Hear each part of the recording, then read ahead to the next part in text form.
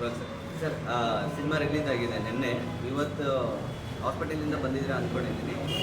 ಹೇಗೆ ಅನಿಸಿದೆ ಸರ್ ಇವಾಗ ನಿಮ್ಮ ನನಗೆ ಡೈರೆಕ್ಟರ್ ಸರ್ ಮತ್ತು ನಮ್ಮ DOP ಸರ್ ಆ ರಿಯಾಕ್ಷನ್ಸ್ ಎಲ್ಲ ವಿಡಿಯೋ ಕಳಿಸ್ತಾ ಇದ್ರು.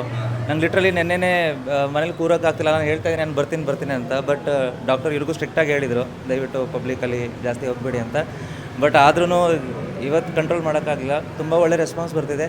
ಸ್ಪೆಷಲಿ ನಾವು ಏನು ಅಂದ್ಕೊಂಡಿದ್ವಿ ಒಂದು ಫ್ಯಾಮಿಲಿ ಕ್ರೌಡ್ನ ಟಾರ್ಗೆಟ್ ಮಾಡೋದಕ್ಕೆ, ಅದು ತುಂಬ ಒಳ್ಳೆ ರೆಸ್ಪಾನ್ಸ್ ಕೊಟ್ಟಿದ್ದಾರೆ. ಸೊ ಅದು ಖುಷಿ ಆಗ್ತಿದೆ. ಆ್ಯಂಡ್ ಒಂದು ಒಳ್ಳೆ ಸಿನಿಮಾ ಮಾಡಿದಾಗ, ಒಳ್ಳೆ ಪರ್ಫಾರ್ಮೆನ್ಸ್ ಇದ್ದಾಗ ಜನ ಅದಕ್ಕೆ ಯಾವ ರೀತಿ ಬೆಂಬಲಿಸ್ತಾರೆ ಅನ್ನೋದು ತೋರಿಸ್ಕೊಟ್ಟಿದ್ದಾರೆ. ಸೊ ಅದೊಂದು ಖುಷಿ ಇದೆ. ಆಶ್ಚರ್ಯ ಆಗಿದ್ದೇನು ಅಂತಂದರೆ, ಸುಮಾರು ಕಡೆ ನಾವು ಪಬ್ಲಿಸಿಟಿ ಪ್ರಮೋಷನ್ ಅದೆಲ್ಲ ನಾವು ರೀಚ್ ಆಗೋದಕ್ಕೆ ಆಗಲಿಲ್ಲ. ಆ ಜಾಗದಲ್ಲೂ ಸೆಕೆಂಡ್ ಶೋಯಿಂದ ನಮಗೆ ಒಂದು 2-3 ಕಡೆಯಿಂದ ಹೌಸ್ಫುಲ್ ರಿಪೋರ್ಟ್ ಬಂತು. ಸೊ ಆ ಪಾಸಿಟಿವ್ ಹೋಪ್ ಬಿಲ್ಡ್ ಆಗ್ತಿದೆ. ಸೊ ಅದು ಹೀಗೆ ಹೋಗಲಿ. ಹೌದು, ಹಾಸನ್ ಕೂಡ ಆಗಿದೆ, ಮಂಡ್ಯ ನೀವು ಹೇಳಿದ ಹಾಗೆ. ಆಮೇಲೆ ಮೈಸೂರಲ್ಲಿ ನೆನ್ನೆ ಹೌಸ್ಫುಲ್ ಆಗಿದೆ. ಜನ ಪ್ರಾಮಾಣಿಕ ಪ್ರಯತ್ನಕ್ಕೆ ಬೆಲೆ ಕೊಡ್ತಾರೆ ಅನ್ನೋದು ಗೊತ್ತಾಗಿದೆ. ಸೊ ಅದು ಹೀಗೆ ಹೋಗಲಿ. ಆ್ಯಂಡ್ ಆಬ್ವಿಯಸ್ಲಿ ನಾವು ಒಂದಿನ ಮುಂಚೆ ನಿಮಗೆ ಗೊತ್ತಿರೋ ಹಾಗೆ ಥರ್ಸ್ಡೇ ರಿಲೀಸ್ ಮಾಡಿದ್ವಿ. ಸೊ ನನ್ನ ಪ್ರಕಾರ ಅದನ್ನು ಒಂದು ಪ್ರೀಮಿಯರ್ ಶೋ ಥರನೇ ನಾವು ಅನ್ಕೋತಾ ಇದ್ದೀವಿ. ಪಬ್ಲಿಕ್ಗೆ ಒಂದು ಪ್ರೀಮಿಯರ್ ಶೋ. ಫ್ರೈಡೇ ಸಿನಿಮಾ ದಿನ ಆ್ಯಕ್ಚುಲಿ. ಆ್ಯಂಡ್ ಇವತ್ತು ಒಂದಷ್ಟು ಕಡೆ ನಾವು ಬುಕ್ಕಿಂಗ್ ಇದೆಲ್ಲ ನೋಡಿದಾಗ ಅದು ತುಂಬ ಖುಷಿ ಆಯಿತು. ತುಂಬ ಡಿಸ್ಟ್ರಿಬ್ಯೂಟರ್ ಅವರು ತುಂಬ ಇಷ್ಟಪಟ್ಟಿದ್ದಾರೆ. ಒಳ್ಳೆ ರಿಪೋರ್ಟ್ ಬರ್ತಿದೆ ಅಂತ ಎಲ್ಲ ಕಡೆಯಿಂದನೇ ಹೇಳ್ತಿದ್ದಾರೆ. ಆ್ಯಂಡ್ ಥ್ಯಾಂಕ್ ಯು ಸುಮಾರು ಜನ ಮೀಡಿಯಾ ನಿಮ್ಮ ಪಾಸಿಟಿವ್ ರಿವ್ಯೂ ಮತ್ತು ಪ್ರಾಮಾಣಿಕ ಏನಂತಾರೆ ನಿಮ್ಮ ರಿವ್ಯೂ ಏನಿದೆ ಅದನ್ನು ಹಾಕಿದ್ದೀರಾ. ತುಂಬ ಪಾಸಿಟಿವಾಗಿ ಅಪ್ರಿಷಿಯೇಟ್ ಮಾಡಿದ್ದೀರಾ. Thank you so much. ಇದೇ ರೀತಿ ಒಂದು ಅವಕಾಶ ಸಿಗ್ತಿದ್ರೆ ಇನ್ನೂ ಮಾಡಬೇಕು ಅನಿಸುತ್ತೆ, ಇನ್ನೂ ಹೆಚ್ಚಾಗಿ ಏನಾದರೂ ದೊಡ್ಡದಾಗಿ ಮಾಡಬೇಕು ಅನಿಸುತ್ತೆ. And thank you so much. ನನಗೆ ಏನು ಹೇಳಬೇಕು ಅಂತ ಗೊತ್ತಾಗ್ತಿಲ್ಲ, ನಿನ್ನೆಯಿಂದ ಮೈಂಡು ಬ್ಲ್ಯಾಂಕ್ ಆಗಿತ್ತು. So thank you. ಆಡಿಯನ್ಸ್ ಕೂಡ ನಿಮ್ಮ ಆ್ಯಕ್ಟಿಂಗ್ ಆಗಲಿ ಪರ್ಫಾರ್ಮೆನ್ಸ್ ಇಡೀ ಸಿನಿಮಾ ಓನ್ ಮಾತಾಡ್ತಾ ಇದ್ದಾರೆ. ಅದು ತುಂಬ ಸಿನಿಮಾಗಳಿಗೆ ಬರಲ್ಲ, ನಿಮ್ಮ ಸಿನಿಮಾಗೆ ಬರ್ತಿದೆ. ಒಂದು ಹಿಟ್ ಸಿನಿಮಾಗೆ ಏನು ಬರಬೇಕು ಆ್ಯಕ್ಟಿಂಗ್ ವೈಸಲ್ಲಿ ತುಂಬ ಜನ ಹೌದು. ನಾನು ಮುಂಚೆನೂ ಹೇಳ್ತಿದ್ದೆ, ಆ್ಯಕ್ಷನ್ ಅನ್ನೋದು ಒಂದು ಬ್ಯೂಟಿಫುಲ್ ಕವರ್ ಅಷ್ಟೇ, ಸೋಲ್ ಅಲ್ಲ. ಸೋಲ್ ಏನು ಅಂತಂದರೆ performance. End of the day ಜನ ಪರ್ಫಾರ್ಮೆನ್ಸಿಗೆ ಕನೆಕ್ಟ್ ಆದಾಗ ಮಾತ್ರ ಆ್ಯಕ್ಟರ್ ಜೊತೆ ಕನೆಕ್ಟ್ ಆಗೋದಕ್ಕೆ ಸಾಧ್ಯ. ಅದು ಆಗ್ತಿದೆ. ನೀವು ನೋಡಿರ್ತೀರ ಆ ಆಡಿಷನ್ಸ್ ಅದಕ್ಕೆಲ್ಲ ಎಷ್ಟು ಚೆನ್ನಾಗಿ ರಿಯಾಕ್ಟ್ ಮಾಡಿದ್ರು. ಸೊ ತುಂಬ ಖುಷಿಯಾಗುತ್ತೆ. ಅವತ್ತು ಆ್ಯಕ್ಟ್ ಮಾಡಬೇಕಾದ್ರೆ ಜನ ಇದಕ್ಕೆ ಈ ಥರ ರಿಯಾಕ್ಟ್ ಮಾಡ್ಬೋದು ಅಂತ ಏನೋ ಒಂದು ಮನಸ್ಸಲ್ಲಿ ಅಂದ್ಕೊಂಡು ಅದನ್ನು ಆ್ಯಕ್ಟ್ ಮಾಡಿರ್ತೀನಿ. ನಿನ್ನೆ ಆ ವಿಡಿಯೋಸ್ ಎಲ್ಲ ನೋಡಿದಾಗ ನನಗೆ ಅದು ಹೇಗೆ ರಿಯಾಕ್ಟ್ ಮಾಡಬೇಕು ಅಂತಲೂ ಗೊತ್ತಾಗ್ತಿರ್ಲಿಲ್ಲ. ಅದು ತುಂಬ ಒಂಥರ ಖುಷಿ, ಧೈರ್ಯ ಎರಡೂ ಜೊತೆಲಿ ಬರ್ತಿದೆ. ಇನ್ನೊಂದು ಅಂದರೆ ಕ್ಲೈಮ್ಯಾಕ್ಸ್ ಬಗ್ಗೆ ತುಂಬ ಜನ ಹೊಗಳ್ತಿದ್ರು, ಇಷ್ಟು ದಿನ ಮಾತಾಡ್ತಿರೋ ಅಳ್ತಿದ್ರು, ನಾನು ತೊಗೊಂಡು ಅದ್ರ ಬಗ್ಗೆ ನೋಡಿ, ನಾನು ಆಗಲೇ ಹೇಳಿದೆ, ಒಂದು ಪರ್ಫಾರ್ಮೆನ್ಸ್ ಜೊತೆ ಕನೆಕ್ಟ್ ಆದಾಗ ಮಾತ್ರ ಜನ ಆ್ಯಕ್ಟರ್ ಜೊತೆ ಕನೆಕ್ಟ್ ಆಗ್ತಾರೆ. ಆ್ಯಕ್ಟರ್ ಏನು ಎಕ್ಸ್ಪ್ರೆಷನ್ ಅಥವಾ ಏನು ಸಿಚುವೇಷನಲ್ಲಿ ಹೋಗ್ತಿದ್ದಾನೆ ಅದಕ್ಕೆ ಜನ ಪ್ರತಿಕ್ರಿಯೆ ಕೊಡ್ತಿದ್ದಾರೆ ಅಂದರೆ ಎಷ್ಟು ಕನೆಕ್ಟ್ ಆಗಿರ್ತಾರೆ ಅಂತ ಅನಿಸುತ್ತೆ. That is the appreciation. ನಾವು ಕ್ಲೈಮ್ಯಾಕ್ಸ್ ನಮ್ದು ಆ ಥರ ಇದೆ, ಜನ ಅದಕ್ಕೆ ಆ ಥರ ರಿಯಾಕ್ಟ್ ಮಾಡಿದ್ದಾರೆ ಅಂತಂದರೆ ನಾವು ನಮ್ಮ ಕೆಲಸದಲ್ಲಿ 100% ಎಫರ್ಟ್ ಹಾಕಿದ್ದೀವಿ ಅಂತ ಅದನ್ನು ತೋರಿಸ್ಕೊಡ್ತಿದೆ. ಸೊ ಅದು ಹೀಗೆ ಹೋಗಲಿ. ಇನ್ನೊಂದಷ್ಟು ಜನ ಇದ್ರ ಬಗ್ಗೆ ಆದಷ್ಟು ನಿಮ್ಮ ಸರ್ಕಲಲ್ಲಿ ಹೇಳಿ, ಪ್ರತಿಯೊಬ್ಬರು ಬಂದು ನೋಡಲಿ. ನಾವು ಮುಂಚೆನೂ ಹೇಳ್ತಾ ಇದ್ದೀವಿ, ನಿಮ್ಗೆ ಏನು ಜೆನ್ವಿನ್ ರಿವ್ಯೂ ಅನಿಸುತ್ತೆ ಅದನ್ನೇ ಹೇಳಿ, ಅದರಿಂದನೇ ಒಂದಷ್ಟೇ ಇನ್ನೂ ಜನ ಬರಲಿ. ಆ್ಯಂಡ್ ಪ್ರಾಮಾಣಿಕ ಪ್ರಯತ್ನಕ್ಕೆ ಖಂಡಿತ ಗೆಲುವಿದೆ ಅಂತ ನೋಡ್ತಾ ಇದ್ದೀವಿ. ಇನ್ನೊಂದಂದರೆ ಇಂಡಸ್ಟ್ರಿಲಿ ಮಾಸ್ ಹೀರೋಗಳು ಸ್ವಲ್ಪ ಜನ ಕಮ್ಮಿ ನಂಬರಲ್ಲಿ. ಈಗ ಕಿರಣ್ ರಾಜ್ ಬಂದಿದ್ದಾರೆ ಆ ಲಿಸ್ಟಲ್ಲಿ. ಆ್ಯಕ್ಷನ್ ಬಗ್ಗೆ ಎಲ್ಲ ಮಾತಾಡಿದ್ರು, ಅದ್ರ ಬಗ್ಗೆ ನಿಮ್ಮ ರಿಯಾಕ್ಷನ್ ಏನು?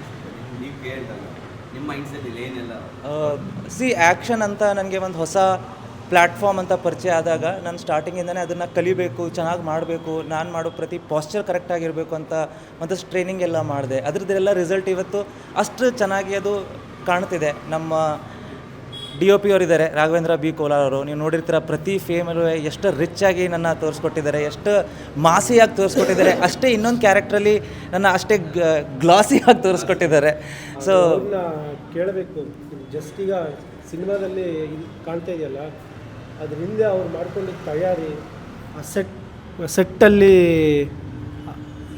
ಇದು ಬೇಕು ಅನ್ನೋದೊಂದು ಕ್ಲಾರಿಟಿ ಇರುತ್ತಲ್ಲ ಅದು.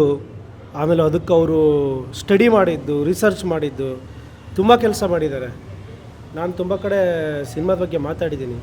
ಸ್ಪೆಷಲಿ ಈಗ DOP ವರ್ಕ್ ಬಗ್ಗೆ ಮಾತಾಡೋದು ತುಂಬ ಇದೆ. ನೀವು ಹೊರಗೆ ತೆಗೆಯೋದು ತುಂಬ ಇದೆ ವಿಷಯ. ಏನಿಲ್ಲ, ನಾನು ಹೇಳಬೇಕಂದ್ರೆ ಡೈರೆಕ್ಟ್ರ್ ಏನು ಕತೆ ಹೇಳಿದ್ರು, ಒಂದೊಂದು ಸೀನ್ ಮೇಲೂ ವರ್ಕ್ ಮಾಡ್ಕೊಂಡಿದ್ವಿ. ಈಗ ಅವ್ರೊಂದು ವಿಷನ್ ಇರ್ತದೆ, ನನಗೆ ಈ ಸೀನ್ ಈ ಥರ ಕಾಣಿಸ್ಬೇಕು ಅನ್ನೋದಿರ್ತದೆ. ಅದ್ರ ಮೇಲೆ ಒಂದೊಂದು ಸೀನ್ ಮೇಲೂ ತುಂಬ ವರ್ಕ್ ಆಗಿದೆ.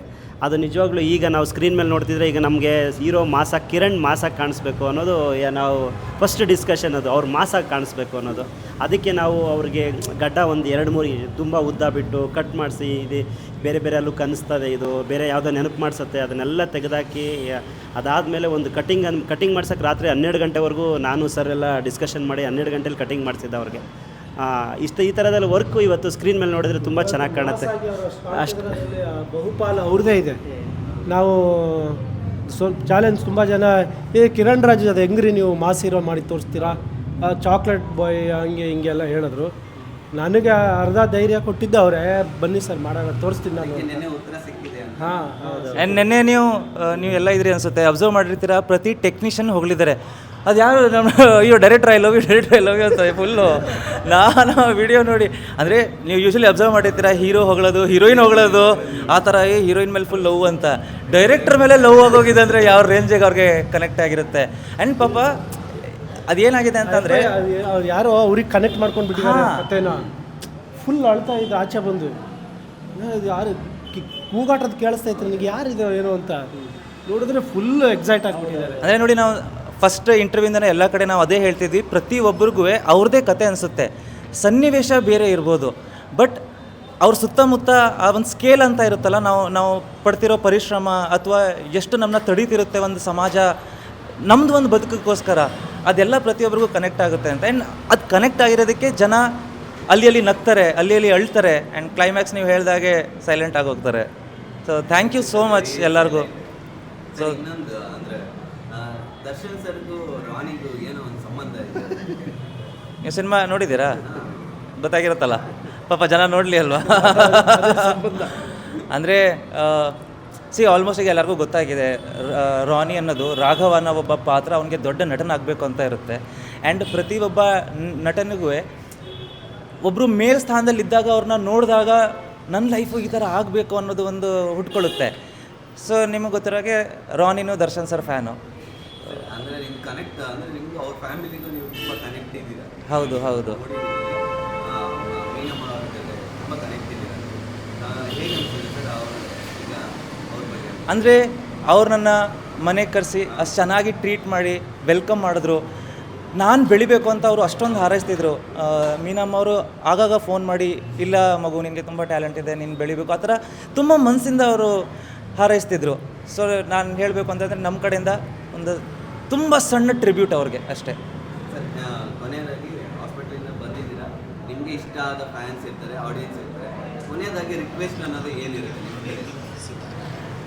ನನ್ನ ರಿಕ್ವೆಸ್ಟ್ಗಿಂತ ಒಂದು ಗ್ರ್ಯಾಟಿಟ್ಯೂಡಲ್ಲಿ ಹೇಳ್ತಾ ಇದ್ದೀನಿ. ಬಿಕಾಸ್ ಮುಂಚೆ ಎಲ್ಲ ನಾನು ಆ ಥರ ದಯವಿಟ್ಟು ಬನ್ನಿ ಅಂತ ರಿಕ್ವೆಸ್ಟ್ ಮಾಡ್ಕೋ ಸಿಚುವೇಶನ್ ಎಲ್ಲ ಇರ್ತಿತ್ತು. ಬಟ್ ಈಗ ತಾನೇ ಬರ್ತಿದ್ದಾರೆ, ಅಪ್ರಿಷಿಯೇಟ್ ಮಾಡ್ತಿದ್ದಾರೆ. So thank you so much. And ಸುಮಾರು ನಾನು ಕಮೆಂಟ್ಸಲ್ಲಿ ನೋಡ್ತಾ ಇದ್ದೀನಿ, ಆ್ಯಂಡ್ ಪೋಸ್ಟ್ ನೋಡ್ತಾ ಇದ್ದೀನಿ, ದರ್ಶನ್ ಸರ್ ಫ್ಯಾನ್ಸ್ ಒಂದಷ್ಟು ಸಪೋರ್ಟ್ ಮಾಡ್ತಿದ್ದಾರೆ. And thank you so much. ನಮಗೆ ಬೇಕಾಗಿದೆ, ಇವತ್ತು ಇಂಡಸ್ಟ್ರಿಗೆ ಬೇಕಾಗಿದೆ. ಸೊ ದಯವಿಟ್ಟು ಎಲ್ಲ ಸಿನಿಮಾನ ಥಿಯೇಟ್ರಲ್ಲೇ ನೋಡಿ, ನಿಮಗೆ ಟೆಲಿಗ್ರಾಮ್ ಅಲ್ಲಿ ಇಲ್ಲಿ ಒಂದಷ್ಟು ದಿನದಲ್ಲಿ ಬಂದುಬಿಡುತ್ತೆ, ಅಲ್ಲೇ ನೋಡ್ತೀವಿ ಅಂತ. ದಯವಿಟ್ಟು ಈ ಸಿನಿಮಾ ಇರೋದೇ ಒಂದು ಕನಸು ಸಾಯಬಾರ್ದು ಅಂತ, ದಯವಿಟ್ಟು ಆ ಕನಸನ್ನ ಸಾಯಿಸಬೇಡಿ, ದಯವಿಟ್ಟು ಥಿಯೇಟ್ರಿಗೆ ಬನ್ನಿ. Thank you.